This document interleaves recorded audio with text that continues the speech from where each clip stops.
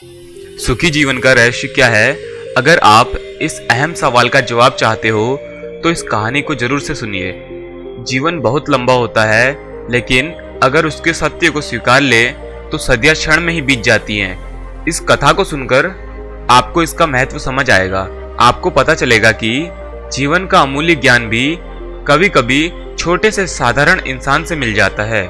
कभी कभी छोटी छोटी घटनाएं, मुलाकातें पूरे जीवन को बदल देती हैं और अथाह ज्ञान होकर भी पता चलता है कि हमें तो कुछ पता ही नहीं था।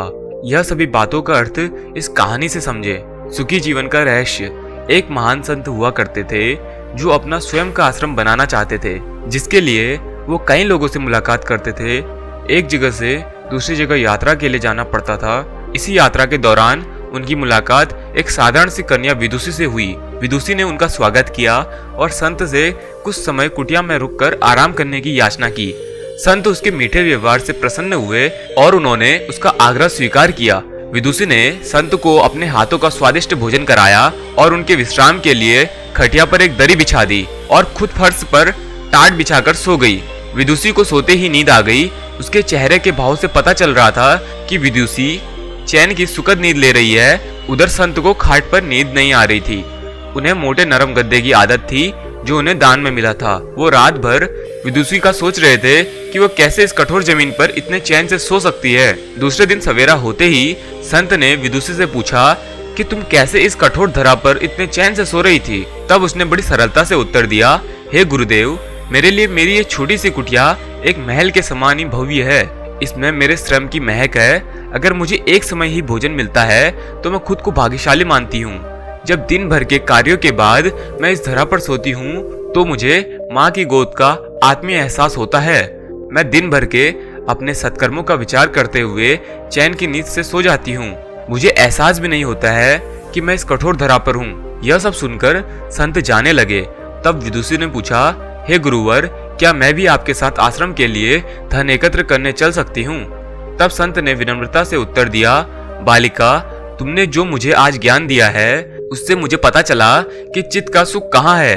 अब मुझे किसी आश्रम की इच्छा नहीं रह गई है। यह कहकर संत वापस अपने देश लौट गए और एकत्र किया धन उन्होंने गरीबों में बांट दिया और स्वयं एक कुटिया बनाकर रहने लगे। आत्म शांति एवं संतोषी सुखी जीवन का रहस्य है। जब तक इंसान को संतोष नहीं मिलता तो वह जीवन की मोह माया में फंसा रहता है, और जो इस मोह माया में फंसता है उसे कभी चैन नहीं मिलता। जीवन का सुख संतोष में है। अगर मनुष्य जो है उसे स्वीकार कर ले और उसी में खुशियां तलाशे तो वो उसी क्षण सारे सुख का अनुभव कर लेता है। जिस तरह विदुषी एक वक्त के भोजन को ही अपना सौभाग्य मानती है और कठोर धरा पर भी चैन से सोती है, उसी कारण उसे जीव में सभी सुखों का अनुभव हुआ है। वही एक संत बैरागी होते हुए भी खाट पर चैन से नहीं सो पा रहा था, क्योंकि उसे अपने आसपास जो है उससे संतोष नहीं था। जिस दिन उसने यह सत्य स्वीकार लिया, उसे एक कुटिया में भी अपार शांति का अनुभव होने लगा। यह कहानी सुखी जीवन का रहस्य कहती है, आज घर में अपार धन दौलत ऐसो आराम होते हुए भी लोग सुख शांति से नहीं रहते, क्योंकि उन्हें जो है उसमें संतोष नहीं मिलता। जिन्हें दूसरों की थाली में घी ज्यादा दिखता है वो कभी खुद चैन से नहीं रहते।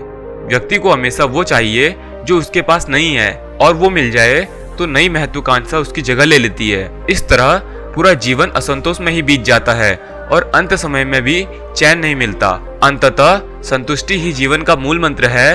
अगर इंसान में संतोष है तो कोई दुख उसे तोड़ नहीं सकता। यही है जीवन का रहस्य। अगर आपको यह कहानी अच्छी लगी तो वीडियो को लाइक और चैनल को सब्सक्राइब कर लीजिए।